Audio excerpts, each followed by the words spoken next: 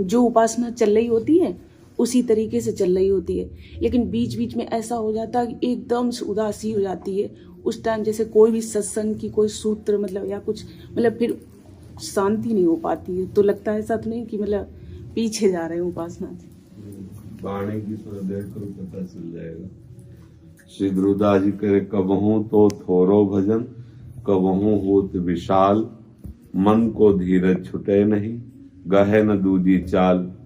जब तक हमारी स्थिति त्रिगुणातीत नहीं होती तब तक एक रस उपासना का अनुभव नहीं होता। ये सतोगुण, रजोगुण, तमोगुण, ये तीनों अंतःकरण पर अपना प्रभाव डालते रहते हैं। जब सतोगुण आया तो भजन में वृत्ति लगेगी, रजोगुण आया तो भोगों का चिंतन होगा, तमोगुण का प्रभाव पड़ा तो प्रमाद, निद्रा, आलस्य आदि स्थिति होगी। उस समय भी यदि हम अपने आराध्य देव का नाम कीर्तन करें तो बच जाएंगे उसके प्रभाव से। इसलिए महाप्रभु हरिवंश चंद्र जो कह रहे हैं, यही डरप हरिवंश हित, जिनो भ्रमय गुण सलिल पर, जिहि नामन मंगल लोक तिहु, सुहरिपद भज न विलंब कर। तीनों गुणों से बचने का उपाय महाप्रभु बता रहे हैं। जिनका नाम तीनों लोगों का मंगल करने वाला है, उन प्रभु के चरणों का आश्रय लेकर उनका नाम जप करो, गुण प्रभाव से मुक्त हो जाओगे, एक रस स्थिति आ जाएगी। जो रे सदा ज्ञान एक रस, तो फिर जीव ईश्वर भेद कहो कस, वो ईश्वर स्वरूप हो जाता है, भगवत स्वरूप हो जाता है। तो जब ऐसी दशा आवे, भजन में मन नहीं लग रहा, सत्संग समझ में नहीं आ रहा, प्रभु हैं भी कि नहीं, ऐसी, तो इस समय तमोगुण स्थिति जागृत हो रही, जो प्रमाद प्रकट करके सत्य वस्तु का बोध नहीं होने दे रही। तो बस उस समय हम विचार और ज्ञान ध्यान सब छोड़कर केवल नाम कीर्तन में लगे, राधा राधा राधा राधा राधा राधा। बहुत जल्दी ऊपर जहां परिवर्तन होगा तो शांति मिल जाएगी, और जैसे पर्दा हटा वस्तु दिखाए, ऐसे शांत एकदम मन भजन में लग जाएगा। तो कभी ऐसी स्थिति आवे तो कहे गहे न दूजी चाल। कहीं ऐसा ना हो कि अब मन भजन में नहीं लग रहा तो चलो मनोरंजन में लग जाए, संसारिक कृत्य करने लगे, फिर तो बदल जाएगा, फिर तो संसारिकता आ जाएगी। गहे न दूजी चाल, भजन नहीं हो रहा ठीक है, हमारी वृत्ति बिगड़ी हुई ठीक है, पर हम बिगड़ी हुई वृत्ति के अनुसार कार्य नहीं करेंगे तो वो गुण का प्रभाव था चला जाएगा।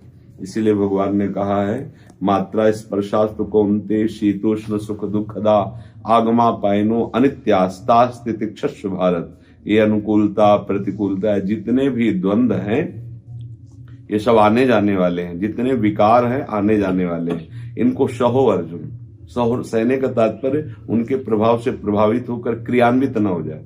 भजन में मन नहीं लगता, आपको समझ में नहीं आता, चलो अच्छा टीवी चलाओ, चलो अच्छा किसी से मिल जाते हैं, ऐसे लोगों से मिल लेते हैं जो संसारिकता से भरे हैं, हमारा परमार्थ ही बिगड़ जाएगा। गाहे न दूजी चाल, अगर मिलने का मन हो रहा है तो मुझसे मिलेंगे जो हमारे रस की बात सुना सके, जो हमारे मन का परिवर्तन कर सके, नहीं तो हम चुपचाप सो जाएंगे भले, पर हम ऐसा कोई कृत्य नहीं करेंगे, ऐसे किसी से मिलेंगे नहीं जिससे हमारा भजन छूटे। समझ रहे ना महाराज जी? हम ये सोचते हैं कि आप कोई एक ऐसी आज्ञा हमको दे दें जिसमें हमें मतलब बिल्कुल। अब ये क्या बोल रहे हैं, हम क्या बोल रहे हैं, मतलब प्रमाद भी ना हो। ये क्या बोल रहे हैं? यही तो मूर्खता होती बच्चा। अभी क्या कह रहे हैं? अभी जितना सुनाया, क्या सुनाया?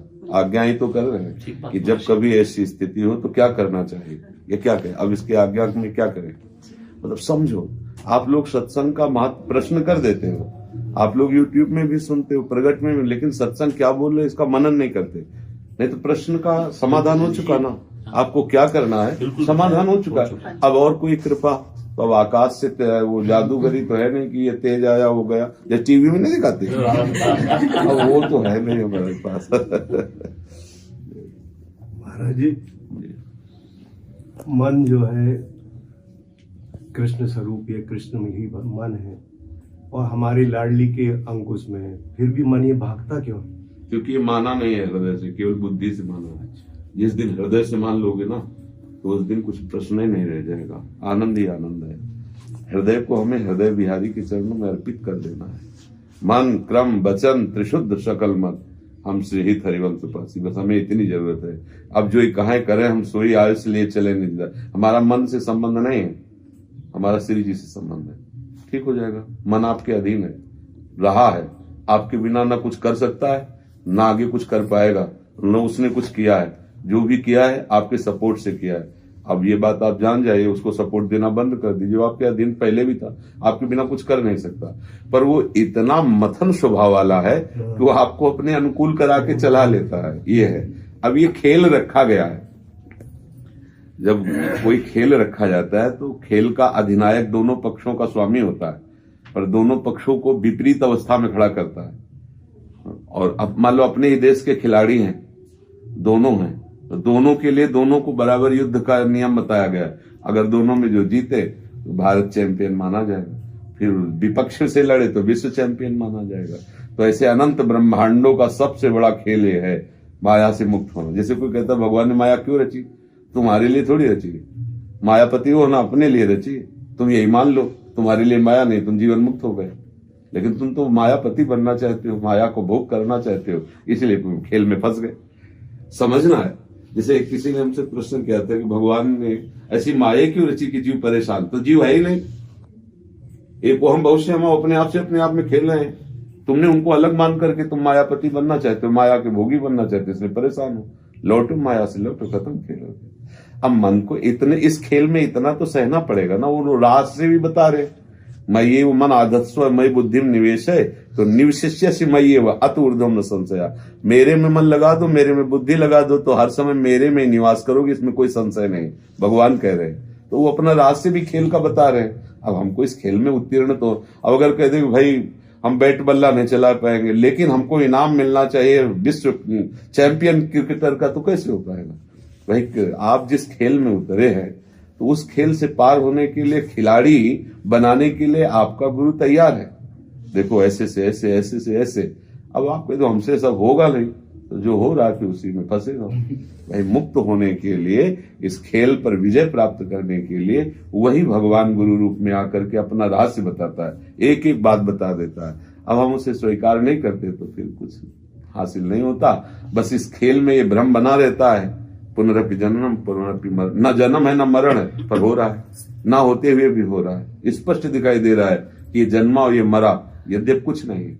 जैसे स्वप्न में है ना, चाकू मारी घाव हुआ, वैसे ही कष्ट होता है, पर जग गया तो न चाकू थी, न घाव था, न दर्द था। समझ रहे ना? ऐसे ही मोह निशा सब सोवनिहारा, देखे स्वप्न अनेक प्रकारा। यह जग जामिन जागे जोगी, परमार्थी प्रपंच वियोगी। वो दिया रे ये सब स्वप्न चल रहा है, उमा कहूं मैं अनुभव अपना, सत हरि भजन जगत सब। हाँ, तो लाडली और लाल दो नहीं है, वो एक ही परम तत्व दो रूपों में खेल रहा है। एक रस भोक्ता है, इसलिए रसदाता के अधीन हो गया। वही एक रस भोक्ता बन गया, एक रसदाता बन गया। तो लाडली जो है रसदाता और रस भोक्ता है लालजू, तो इसीलिए भोक्ता होने के कारण रसदाता के अधीन है, और वही रसदाता है और वही रस भोक्ता है, कोई दूसरा नहीं है। अब ये हमारा जो मन का समस्या है, इससे हमने बहुत बड़ी मित्रता कर रखी है और समझौता उसके ऊपर छोड़ दिया है कि जैसा तुम समझो, हमें आदेश करो, हम वैसा करेंगे। बस यही हमारा फंसाव है। अगर समझौता अपने पक्ष में रखे कि दोस्ती है हमारी आपकी, लेकिन आपको हमारी बात माननी पड़ेगी। ध्रुवदास जी कह रहे, अय मन, अब तक जो तुमने कहा वो हमने किया, अब नहीं चलेगा। अब हम जो कहेंगे वही तुम्हें करना पड़ेगा। हम वही कहेंगे जो हमारे गुरुदेव आचार्य कह रहे हैं। अब मन आपके खिलाफ हो जाएगा, क्योंकि वो अभी तक आपको अपने अनुकूल रखा है। अब आप उसको अपने अधीन करना चाहते तो खिलाफ होगा। अब उसकी खिलाफत सहने की तैयारी रखनी है। वो कहेगा अमुक वस्तु, आप कहोगे नहीं, अब वो जलाएगा। आप अगर जलन सह गए तो जीत गए, जलन नहीं सह पाए तो वो उस वस्तु तक आपको पहुंचा देगा। बस यही खेल चल रहा है। बाबा, वृंदावन का अखंड वास अपने जो रस रीति प्रेम रस में कितना अनिवार्य है। जो प्राकट्य में जिनमें वृंदावन है, इसमें अखंड वास करना कितना अनिवार्य है। पहले अखंड चिंतन पर दृष्टि डालो। वृंदावन को चिंतवन यह है दीप उर्बार, तो कोटि जन्म के अघतमय काट करे उजियार। वृंदावन वास तुम्हारे हाथ में नहीं है, पर वृंदावन का चिंतन तुम्हारे हाथ में है। तुम चिंतन पर जोर दो। जिनका वृंदावन है वो कृपा करेंगे, अपने समीप बुला लेंगे। जिनको वृंदा विपिन है, कृपा तिन्हि की हो, तबहि वृंदा विपिन में रहन पाइए सोए। वो तभी रह सकता है। तो ये हमारे हाथ की बात तो रही नहीं, ये तो प्रियाजू के हाथ की बात। हमारे हाथ की बात है कि हम उनका चिंतन करें, प्रिया प्रीतम का, वृंदावन का। तो चिंतन ही समीपता है। चिंतन ही अखंड वास है। आप शरीर से वास कर रहे हैं, लेकिन चिंतन घर परिवार संसार का हो रहा है, तो आप अखंड वास नहीं कर रहे। तन मन के बन से ये, तन और मन दोनों से बन को से ये, तो तन से वास करना हमारे बस की बात नहीं है, ये लाडली की कृपा से संभव है। कोई धन बल से बुद्धि बल से वृंदावन वास नहीं कर सकता। बड़ी बड़ी कोठियां बनी, नौकर गेट में बने रहते हैं, मालिक का आना नहीं होता। विषय प्रपंच में इतना माया फांसे हुए और कुछ नहीं है, और भाग के वृंदावन आ गए, आजीवन वृंदावन वास कर रहे, लाडली जी सब व्यवस्था कर दिए। तो वृंदावन तो लाडली जी का, वो जब चाहेंगी जिसको चाहेंगी, क्यों चाहा कैसे चाहा ये कोई विधान नहीं। अधम से अधम जीव को अपने शरण में ले लेती है। हमारा जो प्रधान कर्तव्य वो चिंतन है, हम आश्रित हो जाए वृंदावन के और वृंदावन का चिंतन करें, छोड़ दें स्वामी जी के ऊपर। जब आपको लगे तो आप बुला लेना, जब आपको लगे तब आप बात दिला देना। आपके सिवा हमारा कोई है नहीं, वृंदावन का हमने मन से आश्रय ले लिया। समझ रहे ना? श्री हरिवंश प्रभु जी, आप मेरे राधा वल्लभ स्वरूप, मेरे पूज्य गुरुदेव, मेरी राधा रानी हैं आप। 4-5 साल से मैं आपका सत्संग और एकांतिक वार्ता सुनता हूँ। उसी समय से मैं आपके शरणागत हूँ। आज आपके समक्ष प्रस्तुत होकर मैं अपनी शरणागति दे रहा हूँ। 34 साल हो गए प्रभु, अभी तक राधा रानी के दर्शन नहीं हुए। कब ये शरीर छूट जाएगा प्रभु? हाँ, पर दर्शन पर हम जोर नहीं देते, हम सुमिरन पर जोर देते हैं। अगर हमारी अखंड स्मृति है तो दर्शन दे चाहे ना दे, हमें कोई परवाह नहीं करनी। और दर्शन भी दे दी और अखंड स्मृति नहीं रही तो बुरी दशा रही है, देखा है। आप देखो लीला में, देखो दुशासन नहीं देख रहा क्या सच्चिदानंद श्री कृष्ण को? दुर्योधन नहीं देख रहा क्या? पर वो क्या प्रेम से प्रफुल्लित हो रहा है क्या? क्यों? क्योंकि सुमिरन नहीं है। वो भगवान को भगवान नहीं मानता है, सुमिरन नहीं। तो सामने है प्रभु, फिर भी वो आनंद नहीं ले पा रहा है नहीं?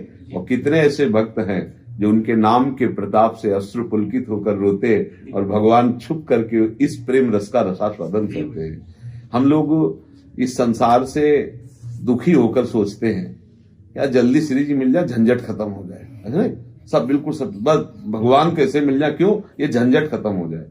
तो ये झंझट तुम्हारे चिंतन में है।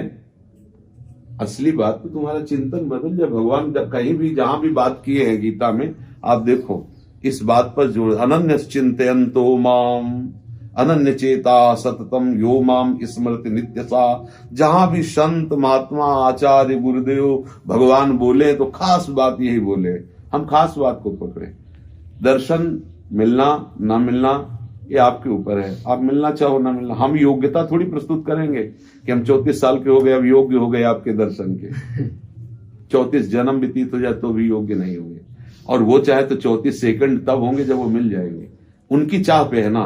अब वो कब चाहते हैं? जब उनके सिवा हम और कुछ नहीं चाहते और रोते हैं। हाँ, कबीरा हंसना छोड़ दे, रोने से कर प्रीति, बिन रोए किन पाइया प्रेम प्यारा मीत। प्यारे बाप के बिना जिया नहीं जा रहा। तो प्यारे तो देख ही रहे ना, प्रकाशित हो गए, आप में है, हम में है, चराचर जगत में पर्दा हट गया, केवल वही वो रह गए, देख लिया, मस्त हो गया।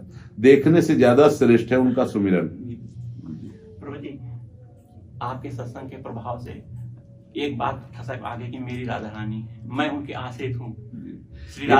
ये ठसक तभी मानी जाएगी कि आ गई है जब उनके सिवा और कोई याद न रहे जी। क्योंकि अब जैसे हमारे पास 5 करोड़ की ठसक हो जाए कि हमारे पास 5 करोड़ रुपया है, तो स्वप्न में भी 4 करोड़ नहीं आएंगे, 5 करोड़ आएंगे। 5 करोड़ हमारे पास हैं, 5 करोड़ वो ठसक बैठ गई ना, तो जागृत में स्वप्न में चलते फिरते वो गुदगुदाहट बनी रहती है। हाँ, तो जागृत स्वप्न सुसुप्ति स्फुरत में राधा पदाब्ज छटा वैकुंठे नरकेथवा मम गतिर नान्यास्तु राधाम बिना। ये आ गई ठसक। जाग रहा है, सो रहा है, चल रहा, फिर रहा, समाज में बैठा है, एकांत में बैठा है, मेरी लाडली मेरी प्रिया, जो अंदर से उत्साह। अभी अपने को देखना कि अपने हृदय में क्या चल रहा है। जी प्रभु जी, आपकी कृपा से ये भी आ गया है कि मैं राधा रानी की सहचरी हूँ। बस पूर्णता आपसे और मेरी राधा रानी से है प्रभु। वैसे हमें लगता है पूर्णता जो है अपने से ही है। जी, हमारी तैयारी फिट हो, यही हमारी पूर्णता है। गला कटाने के लिए तैयार हमें होना है, जी, काटने वाले तो तैयार है। अपने को कटाने के लिए तैयार होना है। नारायण कठिन है हरि मिलन की बाट, या में पग पीछे धरे प्रथम शीश दे काट। बस मरा। अब हमारा मरे पुरुष के जानते हो क्या लक्षण होता है? उसकी कोई इच्छा नहीं रहती। कोई इच्छा नहीं होती। नहीं ऐसे कहला बात अलग भगवान। अपने लोग तो मिनट में सिद्ध हो जाते हैं, कहला बात अलग है। कोई इच्छा ले रह जाएगी, हिला तो बात कर ले, जब इच्छा ली तो बात क्यों कर रहे हैं? श्री जी को जानते हो क्या कि श्री जी की इच्छा क्या? श्री जी की इच्छा जब रह जाएगी तो ये प्रश्न ही नहीं रह जाएंगे ना। तुम्हारी मन और श्री जी के मन की जब एकांत मिलान हो जाएगा तो प्रश्न ही नहीं रह जाएगा, फिर तो श्री जी सामने है। देखो बच्चा, अपने को क्या करना है, सही हिसाब से चलना है। अन्य जगह तो तुम्हारी बातें चल जाएंगी, यहाँ नहीं चलेगी। यहाँ कांटे पे बिल्कुल सुई बिल्कुल कांटे पे लगी है। तो अभी ना तो ककारा याद है तुम्हें, ना मात्रा याद है। बस हम ट्रांसलेशन करने की, व्याख्या करने की बातें जान गए सुन सुना के। तो सच्ची बात से पहले ये स्वीकार करो कि मुझे कोई ज्ञान नहीं, मुझे कोई ज्ञान नहीं। अंदर से, बात से नहीं, अंदर से स्वीकार करो और खूब नाम जपने का प्रयास करो। और ये बातें छोड़ो कि श्री जी की इच्छा।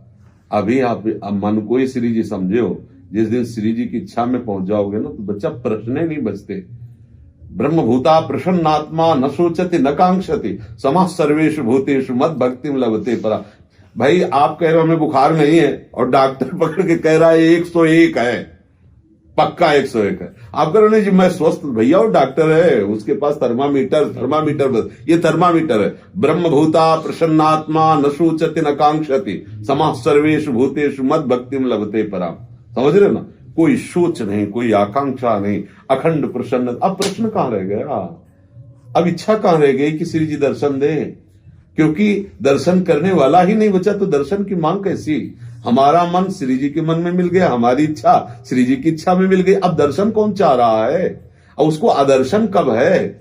समझो, बात तो अपने लोग स्थिति की बहुत ऊंची, चूंकि अब प्रवचन में सब होते ही है, सुन लेते हैं तो हम समझ नहीं पाते। इसीलिए कितने लोग ऐसे 24 घंटा हमारा भजन चलता है, आज तक हम परेशान हैं। बचपन से लेकर आज तक परेशान है कि श्री जी हमारा 24 घंटा भजन चलने लगे, हमारा आपकी स्मृति में हर समय लगे रहे।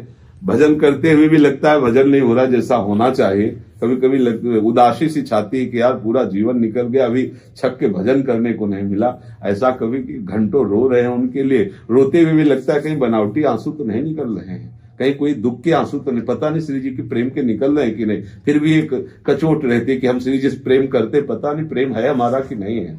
अभी तो लाडली जी जाने। तो बच्चा आप सही मार्ग में चलोगे ना तो इसमें छोटे बनते चले जाओगे, सही मार्ग नहीं पकड़ोगे ना तो सिद्ध हो जाओगे। समझ ये मार्ग ऐसा है ना, इसमें सही मार्ग में छोटा पल है, इसमें जो एकदम सिद्ध हो गया है वो एकदम छोटा बन गया है, एकदम तृणादपि सुनी छेद। ऐसा ही बना दीजिए। हाँ, नाम जप करो नाम। आचार्य हरिवंश महाप्रभु कहते क्वाहम तुच्छा परम अधमा। देखो देखो, ये हम बोल सकते हैं अंदर से, वाणी से तुम सभा में कहे, अंदर से अभी जैसे आते हैं तो बकवास करता है, पाखंड करता है, निकल यहां से। आपको कैसा लगेगा? गेट के बाहर जाते लगे यार ये साधु है। ये नहीं आएगा कि वास्तविक आज हम पर कृपा हुई, मैं जैसा था वैसे ही मुझे दर्पण दिखाया गया, प्रभु बिल्कुल मैं ऐसा ही था, इसी के अधिकार। और रोना लगा, आनंद मगन हो गया कि आज चलो हमारी अच्छी पोल खुल गई। ये वृत्ति आए तो समझना मार्ग में ठीक है। और अगर बुरा लगा कि यार संत होकर के मतलब कहते सब में भगवान है, हमारा अपमान कर दिया, हम में भगवान नहीं थे क्या? क्या ऐसा? ये है उल्टी रीत, ये उल्टा मार्ग है। अच्छे से नाम जप करो और सबसे छोटे बनो और ये अंदर रखो कि मैं बहुत अज्ञानी हूं। अगर हमारी कोई भी बात है तो श्री जी हैं अंदर। बच्चों ये हमें देखो, जैसे गुरुजनों से है ना कि देखो आप ऐसा कीजिए, आप ऐसा कीजिए। अगर आप वहां जवाब दे दिए कि भाई श्री जी की इच्छा होगी तो कर लेंगे, खत्म। अब वहां ये नहीं कहना कि श्री जी की इच्छा होगी तो कर लेंगे, क्योंकि श्री जी की इच्छा से ये संयोग मिला है, श्री जी ने ही आपको प्रेरित किया है। जैसा आपने पहले कहा हम आपको अपने श्री जी मानते हैं, राधा वल्लभ लाल मानते हैं। अब यहां श्री जी की इच्छा नहीं, आपकी आज्ञा जो आपके, हाँ जैसा आप बोलेंगे। हाँ आप कह दें अभी की रात शुरू होने वाली, तो हम बिल्कुल किसी से नहीं पूछेंगे कि यार हमें तो लग रहा है प्रातः काल है। नहीं, भले तुम्हें प्रातः काल दिखाई दे रहा हो, भले प्रातः काल, लेकिन मेरे गुरु ने कह दिया संध्या होने वाली, तो बिल्कुल हमारी दृष्टि आ जानी चाहिए अब संध्या का समय होने वाला है, अब आगे रात आएगी, क्योंकि गुरु ने कहा है। तो तुम्हारी दृष्टि केवल गुरु के वचनों के अनुसार, तभी ये मार्ग तभी प्रकाशित होता है। जी मैं निर्मादी संप्रदाय से हूँ। पहले गोपी भाव से कृष्ण जी को प्रीतम मान के करती थी पूजा। अब आपकी कृपा से राधा दासी बनना चाहती, कृपा करो। महावाणी जी का पाठ करते हैं? हाँ महाराज जी, नियम से रोज करते हाँ हैं? महाराज जी, श्री जी की सेवा विराजमान? हाँ महाराज जी, और वृंदावन पास होगा। हाँ, अंदर ही अंदर ये भाव करो कि प्रिया प्रीतम हमारे स्वामी हैं और हम उनकी दासी। अंदर भावना करनी होती है। जब हम स्वीकृत भाव में आते हैं ना, तो फिर वैसे ही अनुभव होने लगता है। जैसे पहले कोई ब्याह की जब तैयारी होती है तो 10-20 लड़कों की फोटो दिखाई जाती है।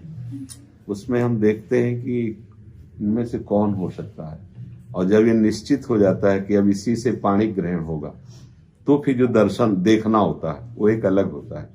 और जब पाणी ग्रहण हो जाता है तब स्वीकृति हो जाती है कि अब मेरा जीवन साथी ये है।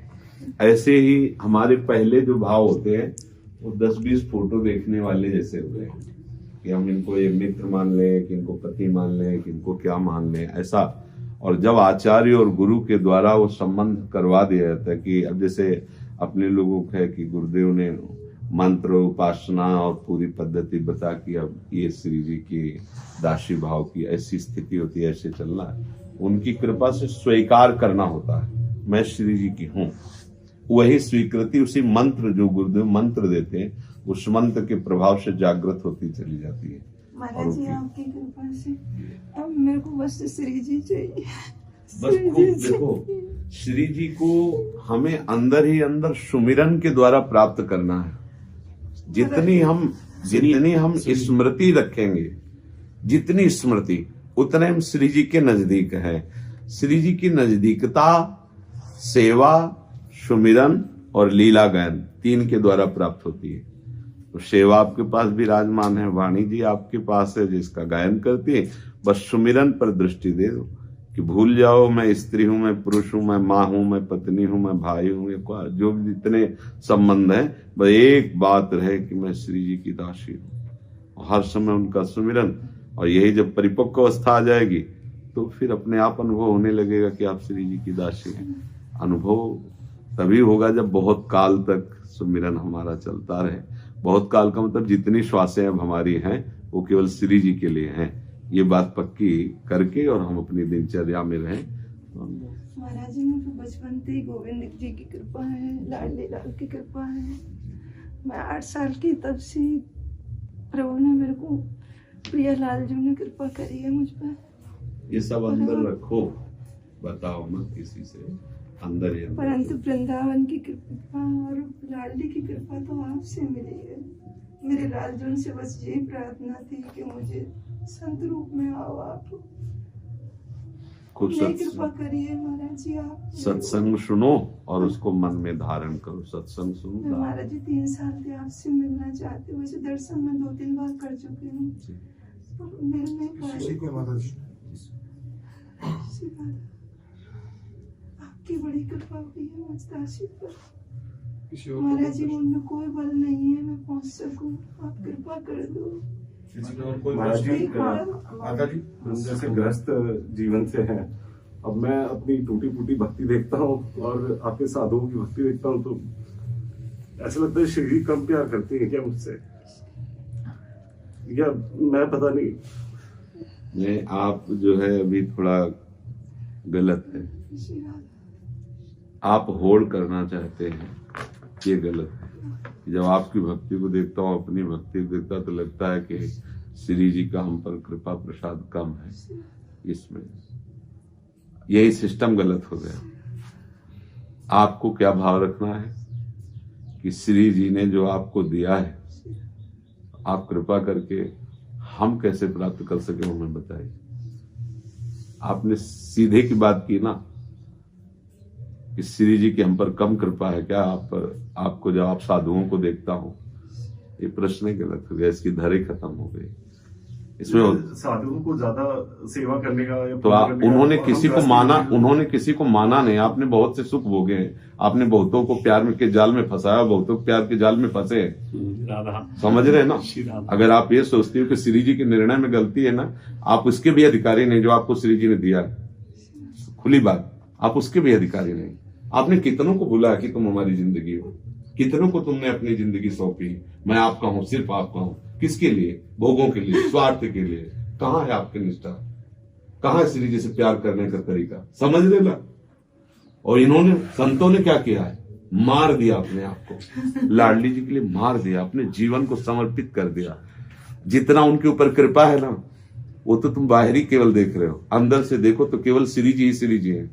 साधु का केवल बाहरी वेश साधु का है, अंदर केवल श्री जी है। अपने को देखो तो केवल वासना ही वासना दिखाई देती है, उपासना है ही नहीं। जब उपासना होगी तो न मैं रहेगा न तू रहेगा, केवल लाडली ही लाडली रहेगी। थोड़ा समझिए, पहले अहम की धरा को ठीक मार्ग पर लाइए। सबसे छोटे बनने की तरीका ढूंढिए कि मैं सबसे नीच हूं, कहां मेरा प्यार से अपनी तरफ देखिए, श्री जी की तरफ नहीं कि श्री जी की कृपा कम है क्या, इस लायक भी नहीं हो जितनी कृपा है। पहले समझिए, आप समझ रहे हो? ये बिल्कुल ठीक यहाँ बात होगी। यहाँ लिपापोती वाली बातें नहीं होती कि जैसे मान लो बड़ाई प्रशंसा। ठीक बात, ठीक निर्णय पर चलिए। पहले तो स्वीकार कीजिए कि जितनी हम पर कृपा में इसके लायक भी नहीं। आप खुद बताइए, आप अंदर से देख के बताइए। अगर आप महाराज जी पता नहीं कैसे आ नहीं, गए, कृपा से- हम आपको बता रहे हैं, इन जिन संतों को आप देख रहे हैं उनकी भक्ति है, जरा थोड़ी देर आप मन में अपने उन संतों के मन को लाने की कोशिश कीजिए। किसी से आप जानते हो, जैसे हम आपको अपनी बात बताए ना, तो आपको विश्वास नहीं होगा। जानवर जैसा जीवन, जानवर जैसा जीवन, न कपड़ा न लत्ता, न ओढ़ने को, न खाने को, न पीने को, गंगा के किनारे कई कई दिन भूखे, बस न कोई मित्र है, न कोई सपोर्ट देने वाला है। जो मिले वो गाली दे, जो मिले वो क्रूर दृष्टि से देखे, और केवल प्यार, भगवत प्यार, मतलब उस जीवन का विश्व। अब अगर कहो कि उनके ऊपर, तो आप देखो आप कहाँ हो।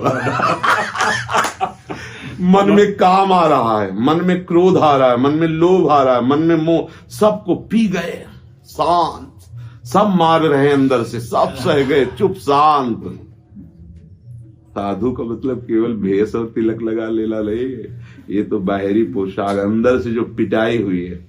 इन साधुकों को जानते, छोटे छोटे बच्चे और बच्चियां तुम्हारे घरों में भी तो है, देख लो ना।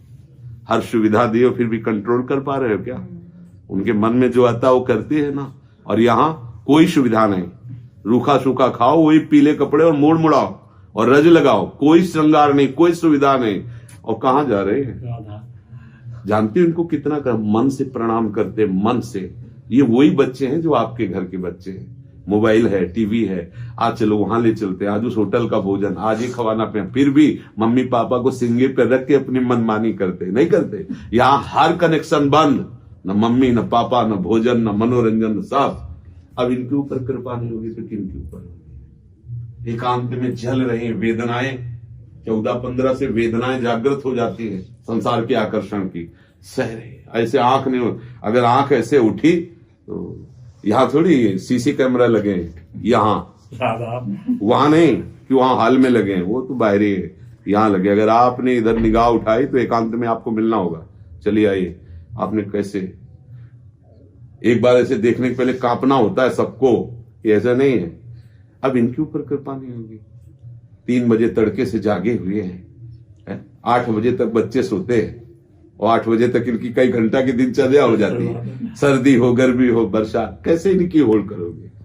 क्योंकि आपने और कुछ चाहा है, इन्होंने और कुछ चाहतों को लात मार करके इधर कदम रखा। महाराज जी हम पे हो पाएगी? हमसे ज्यादा हो जाएगी, हमसे ज्यादा हो जाएगी। बस सिस्टम में आ जाओ, सिस्टम में आ जाओ। क्या सिस्टम में आ जाओ? इंजन को बहुत मेहनत करनी पड़ती है, डिब्बे को कोई मेहनत नहीं करती है। आप डिब्बा बन जाओ ना, उनको इंजन मान लो ना। कि हमारे में कोई भी मशीनरी नहीं है जैसी आपकी है, समझ रहे हो ना। लेकिन वही इंजन जिसमें 2-3 बैठे होते हैं, वही हजारों बैठे हुए डिब्बे को घसीट के ले जाता है, समझ रहे ना। तो आप डिब्बा बन गए तो हमसे ज्यादा आप सवारी बैठा सकते हो। समझ रहे? बस बात ये कि हम सीधे इंजन बनना चाहते हैं और हमारे पास मशीनरी है नहीं, तो हम हमारे इंजन में तो दो चार हो सकते हैं। आप क्या कर सकते हो, पूरे परिवार को भक्त बना सकते हो, अधिक से अधिक भक्ति फैला सकते हो, पर वो तभी होगा जब आप अपने को नीच समझें, अपने को दैन से कि हमारे पास कुछ नहीं, अगर है तो गुरु कृपा है। अगर हम ऐसा सोचेंगे बाबा लोग, ये साधु लोग गए फिसल गए, साधु लोग नहीं हैं, ये प्रभु हैं जिन्होंने अपने जीवन को प्रभु में अर्पित करके प्रभुमय स्वरूप को प्राप्त है। इनके चरणों की धूल मिल जाए, हमें इनको देखने को मिल जाए, इनकी बात सुनने को मिल जाए, यही हमारे भाग्य है। हम इनके बराबर बन जाएं। जब बराबर बनने की बात होगी तो कुछ नहीं बन पाओगे, जब उनकी चरण धूल बनने की बात होगी तो उनसे ज्यादा बन सकते हो। बस यही ये राज से है। ये जो सब लोग आते हैं ये हमें सौभाग्य देते हैं कि हमें उपदेश करो जिससे हम भगवत मार्ग में चले। तो हमारा भी लगती है, हम संसार का अन्न खाया है, संसार के वस्त्र पहने, तो चलो आज हम संसार के कार्य आ रहे हैं, उनको भक्ति का उपदेश, ये हम पर कृपा कर रहे हैं। हमें ये थोड़ी गर्व करना है कि हम इतने महान हो गए कि हाँ सैकड़ों लोग हमारे पास नहीं। हमें जाकर के इनके घर में उपदेश देना चाहिए, क्योंकि हमने गृहस्थों का अन्न पाया है, गृहस्थों के वस्त्र पहने हैं, हमारा कर्तव्य बनता है इनका मंगल हो। हम नहीं जा सकते थे, कृपा करके हमारे पास आते। ये थोड़ी कि हम 100 लोगों का उद्धार। सही मार्ग चलना बहुत कठिन है, सही मार्ग पाना बहुत कठिन है, सही मार्ग का प्रवचन होना बहुत कठिन है। बहुत शास्त्र की बातों को तोड़ मरोड़ करके अपने अनुकूल बना के जिससे हमारा फायदा हो। शास्त्र फायदा नुकसान के लिए थोड़ी, शास्त्र तो भगवत प्राप्ति के लिए। महाराज जी हम गुरु दीक्षा नहीं लिए हैं तो तिलक नहीं लगा सकते? नहीं, क्यों नहीं लगा सकते, तो भगवत तिलक है, बढ़िया तिलक लगाओ, कंठी पहनो, नाम कीर्तन करो, राधा हाँ खूब राधा राधा नाम कीर्तन। हम प्रभु के बच्चा हैं, पहले भी थे, अब भी है, आगे भी रहेंगे। महाराज जी वृंदावन वास करना चाहते हैं। अब बच्चा वृंदावन तो श्री जी का है, उनका घर है, वो जब वास देता है इसमें तो पड़े रहो फुटपाथ में, रोते रहो, जब कृपा करेंगे तो व्यवस्था कर देंगे, वास दे देंगे। हम लोग रोए हैं वर्षों वृंदावन में कि कहीं तो कोना हमें मिल जाए, तो श्री जी ने व्यवस्था कर दी, रोना पड़ता है। हमारी माता जी आई हैं शरणनगर।